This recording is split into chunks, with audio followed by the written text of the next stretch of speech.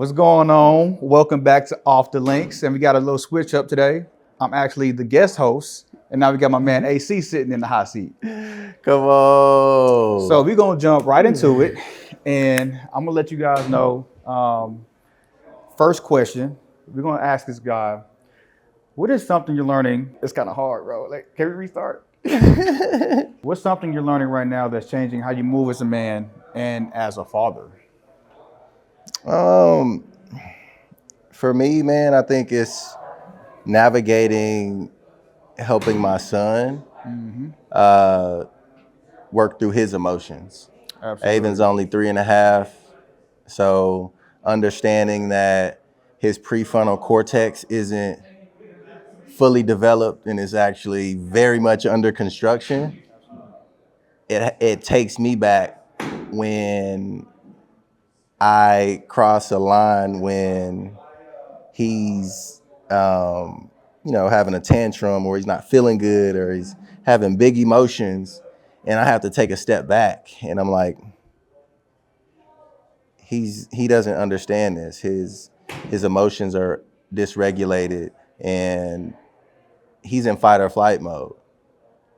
Because you think about the brain, which is something that I've been learning about through reading. Like, it's crazy that you asked this question, because it's something I've been really diving into lately, is how the child brain develops and how that determines their reactions and their emotions and all these different things that as fully grown adults, like, we can conceptualize, we can process, we understand, Right. but they do not.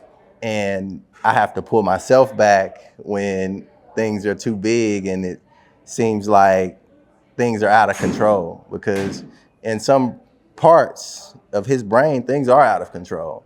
And it's up to us as parents to bring them back down and show them that they're safe and help them feel seen and come down to their level so they don't feel like they have to be in survival mode. Now, talking about survival mode, and when you're pivoting and when you're switching, when you came out of the transition of NFL and being an athlete, what did you learn from those seasons when you are, in a lot of times, fight mode on the football field? How did that transition? What did you learn from the football? I learned that fight or flight mode is a superpower at times. And how do you turn that into a superpower versus how it could also be crippling, Right. versus allowing it to cripple you. That was a big thing for me during my transition, because, bouncing from team to team, not having stability, Correct. that can keep you in fight or flight mode. Man. And oftentimes it did keep me in that place. It had me constantly like reaching and grabbing and trying to find stable ground to stand on. Relatable. But not having that within myself caused that to show up very aggressively outside in my personal relationships and business relationships and the way that I approach the game. So until I had my own inner foundation set, that was when things started to slow down and started to become, I don't want to say easier, but more of flow. Okay, so getting into that flow state, when you're leaving out of football, what did you have to leave behind to get more prepared for that life after? I think always being in a mode of performance. Gotcha. Being in a mode of performance, because you have to perform. Like, you're always expected to perform. You're expected to be there on time. You're expected to act a certain way. You're expected to obviously put the work in and, do all of these things every day that had nothing to do with you, nothing to do with the self. It had everything to do with the motor, the engine, the sport that we were constantly putting ourselves into a mode to go out and execute in. That's right. So, understanding you had to step out of that performer role emotionally, what was the hardest part about doing so?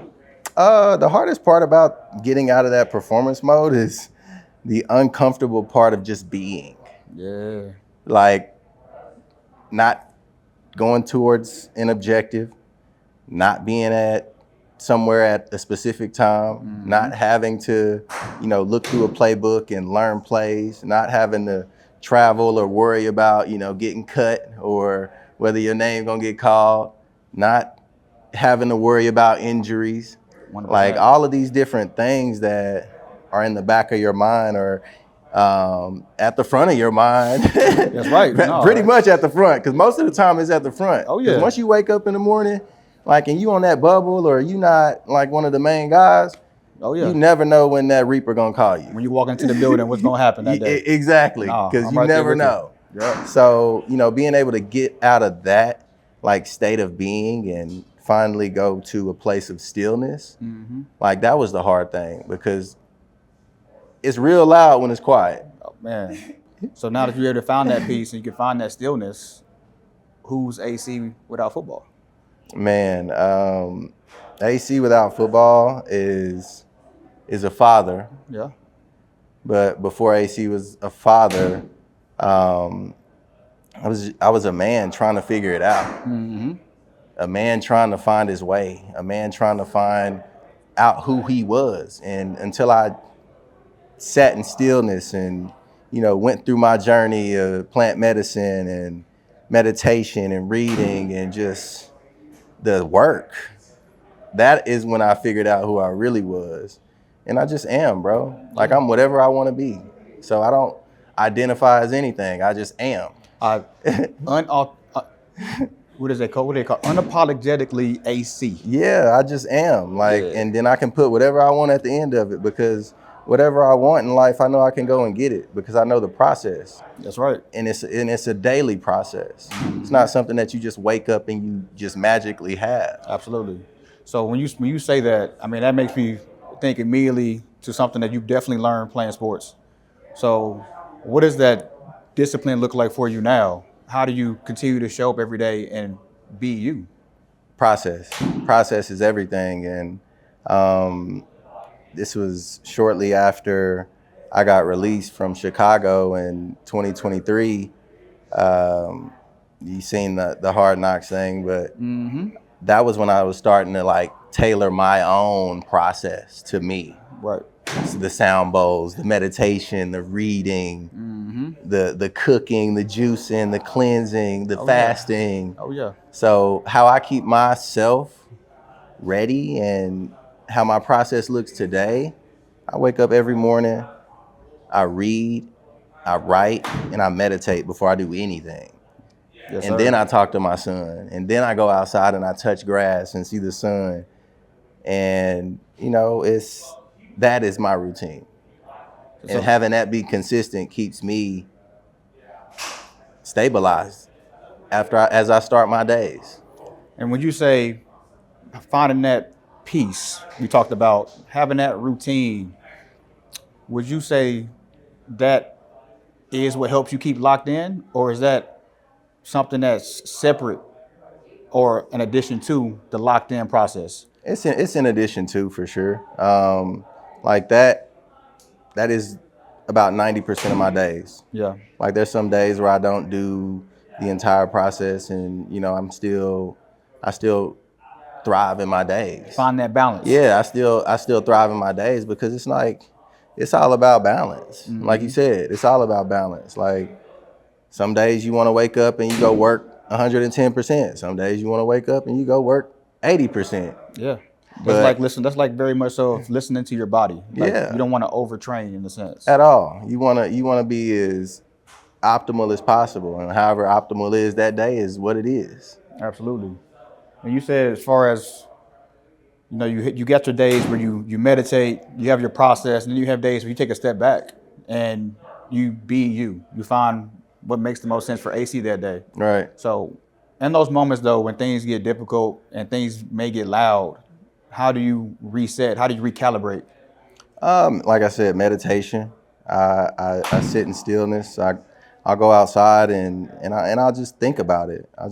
And lean into it. I don't run from it.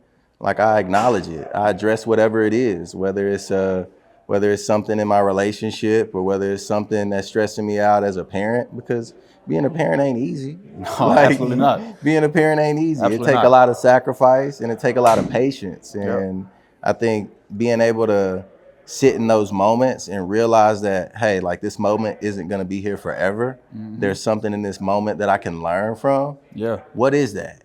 yeah, absolutely. And those are the things in the conversations that I'm having with myself when things are hard or when things get loud. Like, because we've been here before. Like everything that we've experienced, the pain, the hardship, the hurt, the sacrifice, the intense moments, we've felt them before in some kind of way. And that's real. That's lived through experience. Yeah. And when you're in those moments, like you have those, you've internalized them, you've experienced them. And being a father, how do you communicate that with Avon? How do you communicate that with your son? When are you most intentional with him? What do those times and moments look like? I mean, that's like my favorite thing to do, man. Being able to be with my kids, being able to be with my son, and to be able to instill in him the habits that I've created, Right. the habits that I've built for myself. Because I mean, as kids, like they follow us, they watch and they watch our Sponges. they watch our actions. They're sponges. They watch our they see our facial expressions. They feel our energy. So if my energy is consistently in a place that is nurturing, caring, comforting, affirming, strong, it only provides a good space for your kid to grow in a stable foundation. Absolutely. And we know this. It's not easy. It's hard, bro. It is. It's hard, real hard. But my question to you is, when you're fathering, how do you find time, or how do you bring those two worlds together?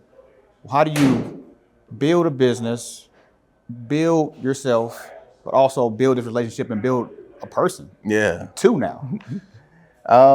That's a good question. And you know, it started when I was in Chicago. I'm like thinking about like, how can I do something different for my son?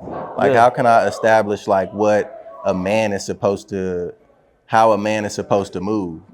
So I just bring him with me. Yeah. Had him in exit meetings, had him in meetings with the GM, There we go. had him at the facility, had him on the field. He's on the golf course with me. He meets my friends. He knows everything about my life. There's no part of my life that he's not like integrated into. So he knows how I treat my wife. He knows how I respect my friends and how I communicate with my friends, how I like to be communicated with as well, the boundaries that I set. So he knows these things. So he sees them. So he's finding an awareness to it. And the more that he gets around that type of life, the more he's going to try to put that in his toolbox. Yeah, and the more ability he'll be able to put in his toolbox. Sounds to me, you're leading by example. Right. And having them around, he can witness. 100%. So, like we talked about, man, things get difficult. And so what's a hard lesson you've had to teach Avon? What is something that, may be difficult to, communicate to a child that you think is going to be important for his life and development? Specifically to Avon, bro, it's the hidden, bro. Like the hidden and the kicking and all of that. Which, he trying to WWE mode. Yeah, WWE mode, bro. And it's like one of those things. Like people say, it's age appropriate and all of these things, Right. but at the same time, you don't want your kid going around just hitting kids. No, 100%. Or hitting people because, like as an adult, like you can't just go up and hit people. No, for sure. Somebody gonna hit your ass back. Yeah. So unless you got a helmet and shoulder pads on. Yeah, exactly. Which I'm all for it. Like you want to go hit people with shoulder pads and helmets, go do that. Yeah, but there's a time and place. But we not finna just go up and smack people or be spitting on people because like if you do that to me, I'm 100%. Like I can't have that. Like so, you got to teach them. Trying to teach them as much as I can and in the most age appropriate ways that I can as well. So, as you're teaching them and you're developing yourself as a man, as a father and parenting Avon and Amora, what do you want them, when they look back on you as a dad, to remember? That my dad cared. My dad was there. Yeah. Like my dad was present. Mm-hmm. Like I don't care what I've done for you. I don't care what I bought for you. But as long as you know that I was present and that I let you be, not let you, but I made you feel seen, heard, supported, and cared for. Like, that's it. Love that, bro. I love that. And, as we continue to try to pour into our kids, man, we still got to do things for ourselves, and that's very important. Right. You got to do for yourself before you can do for others. Just like you hop on the airplane, they say put your mask on first. Right. You can't take care of nobody else, you take care of yourself. 100%. So with that being said, man, I see what you're doing, but for the people out there that's new, what exactly is the On the Link network? What does the Off the Links look like? What is the ecosystem you're trying to put together? So what I've been building slowly is a media platform and brand. And it's a storytelling one at that. Like it's not about the performative part of the game of golf. It's about the holistic part of the game, the part that keeps people coming back even when they're not good. Like the camaraderie, the fact that you get to go out and spend 5 hours, whatever, 2 hours, an hour if you just hitting the range in nature and around other people. And that's what I'm trying to bring. I'm trying to bring to the forefront of, the golf world. Absolutely. So you coming out of football, and there's multiple different things you could have decided to do. You could have did flag football leagues. I mean, that's in the Olympics now. Right. You could have been pickleball AC champion. Because that's the new hot rave right now. Right. Why did you decide to land on golf, and what drove you to pull something like Off the Links into what you're building? Because previously, man, you were always on the course. Right. So what led to the shift in this particular moment now? I think Off the Links gives some more versatility. Like we can be more inclusive off the links because, everybody's not as confident on the golf course. Yeah, I'll be honest. I get that. Yeah, there's going to be times even for me. So being able to, take a shift and come sit down and have these open and vulnerable conversations is an easy way to get people, not only integrated to the game of golf, but integrating to having and sharing their stories in a vulnerable way. Because that's not just for clicks, that's not just for content, that's also therapeutic. 100%. That's a therapeutic part of the game of golf that, I'm trying to bring to the forefront. Oh yeah, that's one thing I would say too. Like finding time just to get out there on the course, man, it's so enjoyable to get outside the office, get outside of the hustle of trying to do something in my world, build a business and be so focused on what has to happen. Right. Getting outside in nature, man, it's hard to beat. It is, Spending bro. some time with some good people, I see why you landed on golf. Nah, 100%, bro. I love this game, and I love the community that is brought to me and has brought me to, honestly. And I just hope On the Links can continue to bring more people from our realm, the sports realm, into the game of golf, and allow them to have a space where they can come and share their stories in an authentic way and in not a media-like way or not in a way that's intrusive or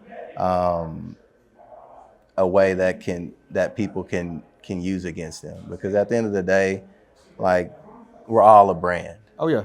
Like, we're a brand. Like, our business is our brand. And the way that we move and the way that we speak, not only to ourselves, but our peers and to our work, is going to determine how it all goes. Oh yeah, and we see that more so now than ever. I mean, with Web3, content creators and people like ourselves, NIL, like yourself is very important. Your personal brand is very important. Like people gonna do business who they like and who they trust, and everything starts with a conversation. Right. And that leads me to this conversation.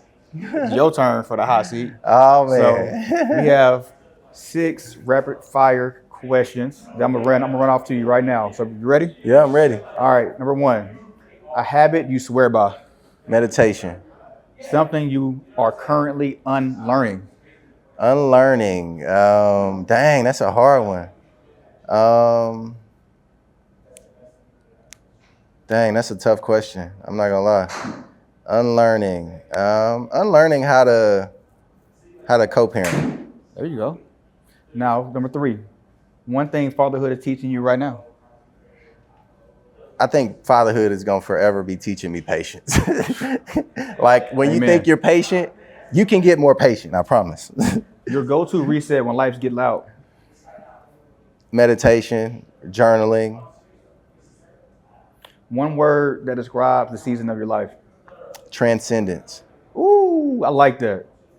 Number 6, last one. You ready? Yeah. I guess you still want on off the links. Huh? I guess you still want on off the links. A guest that I want off the links. If I could get Tiger Woods off the links, bro, that'd be crazy. Ooh, that's what I'm Oh talking my about. goodness. This is where things gonna get a little spicy. We got competition mode on our sim challenge. AC chose longest drive. I'm up first. Each one of us get 2 shots, and here we go. Let's get it. Let me see something. All right. What you thinking? What you thinking before you step up to the tee box? Man, really? I'm trying to find a fairway finder for the first one to keep me in play. Okay. That's what I want right now. Well, hopefully you're not in play. Oh, didn't register. Didn't register. We Didn't needed that register. because that was not a good Didn't shot. register. We got that for a clip though. What's the longest drive you had, dude? Man, my longest drive actually is 280. Ooh, let's see if you can beat it. Ooh, wait. Fairway finder it is. It is. Oh, wow. Ooh, that thing gonna run 280. Talk to me. Wow. Hey, and the thing is, I want you guys to know this. It's a good thing I got his driver. It's a good thing I got his Oh driver my because I don't God. know when it's my driver, it just does not decide to do that. 283. I'm already broke my PR. Dang. So now let's take a real hack here. See if we can break I'm a it. little nervous.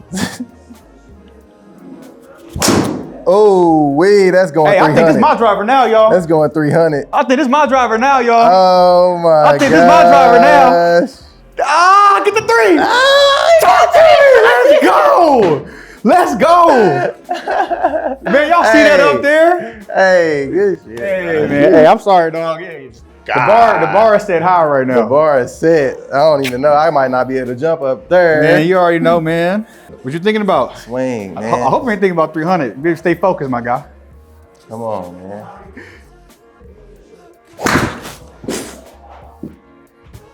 Oh my gosh. I tried to kill it, didn't count. Oh, yeah. Just like yours. Hey, just like yours. Don't do me like that. Don't do me like that. We just trying to make them all count. Look, we trying to get a win. Ooh! He trying to get me. Oh, he fell a little short though, ladies and gentlemen. I ain't mad at that though. Hey, I wouldn't be mad That might either. be my best drive over the last month. I wouldn't be mad either. I ain't gonna lie. I surprised myself with my drive. Look, 257. I need 50 more. Hey, did you hear about that new Walmart being built? Where at? In between my ball and your ball.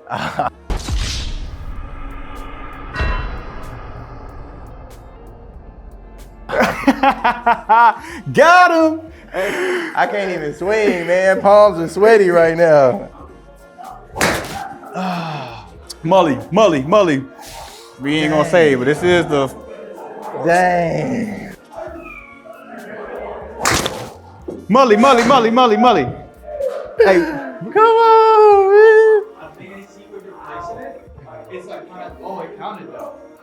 oh, it counted. We try to give him a mulligan. Oh my goodness. That concludes the segment, though. Longest drive. Longest drive. I took the man. win off the links. All right. So I'm glad you guys are to sit here with us. It's our first edition of Off the Links with the co-host, Duke. And I want to say one last question. What people take from this episode, what do you want them to learn?